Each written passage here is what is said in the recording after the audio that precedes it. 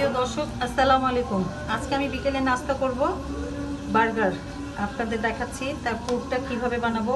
প্রথমে আমি মাংসের উপরে আদাটা দিয়ে দিলাম, তারপর দিয়ে দিব লবণ, তারপর দিয়ে দিব হলুদের গুঁড়া, মরিচের গুঁড়া। ঝালটা আপনারা আপনাদের স্বাদ অনুযায়ী দিবেন। গরম মশলা, একটু গোলমরিচের গুঁড়ো দিয়ে দেব, ধনিয়ার গুঁড়ো,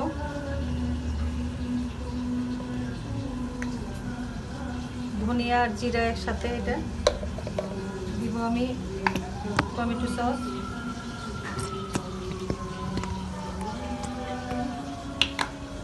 আর দিব সয়া সস,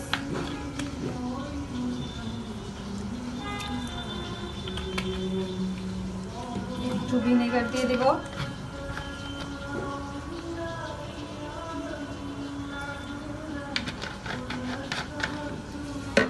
একটু চিলি ফ্লেক্স দিয়ে মাখিয়ে ফেলবো।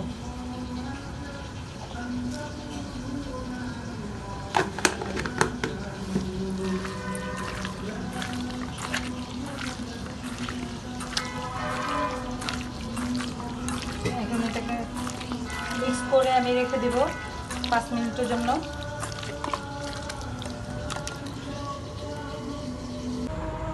আমি যে বার্গারের জন্য পুরটা তৈরি করেছি সেটা এখন আমি রান্না করে নিব। অল্প একটু তেল দিয়ে দিলাম। তেলটা অল্প দিবেন, বেশি দিবেন না। তেলটা গরম হলে আমি ওগুলো ছেড়ে দিব। আমার তেলটা গরম হয়ে গেছে, এখন আমি মাংসগুলো ছেড়ে দিব।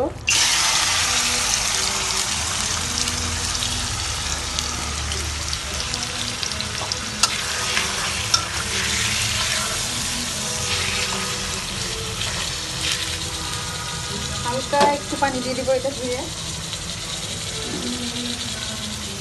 অল্প একটু পানি দিলাম।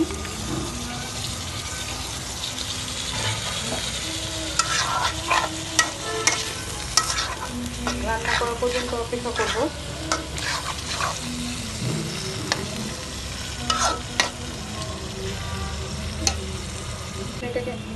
আমি এখন এটাকে ঢেকে দিব, এটা সেদ্ধ হওয়া পর্যন্ত অপেক্ষা করব। আমি বার্গারের পুরের জন্য এই কয়লাটা পুড়িয়ে নিচ্ছি। কয়লাটা পোড়ানো হলে ওটার ভিতরে একটু ভাপ নিব। মাংস পানিটা শুকিয়ে গেলে হয়ে যাবে। মাংসটা হয়ে গেছে এরকম ভাজা ভাজা। এখন আমি এর মধ্যে কয়লাটা দিয়ে দিব। কয়লার এই পানিটা নিলে খুব মজা হয়, স্বাদ হয়, বারবিকিউর মতো স্বাদটা বেড়ে যায়।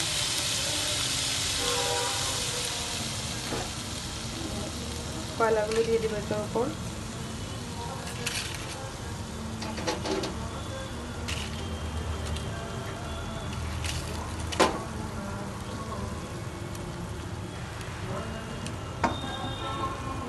এখন আমি ঢেকে দেবো।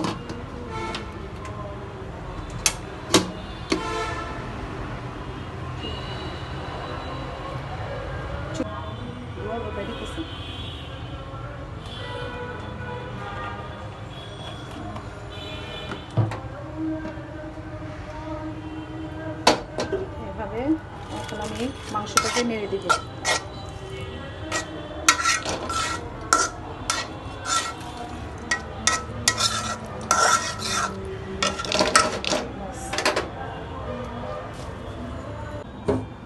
এখন আমি এটাকে মিক্স করব সব কিছু দিয়ে। মিনি বার্গারের ভিতরে যে পুরটা, সেটাতে আমি যা যা দিব দেখেন। এই মাংসগুলো দিয়ে দিলাম।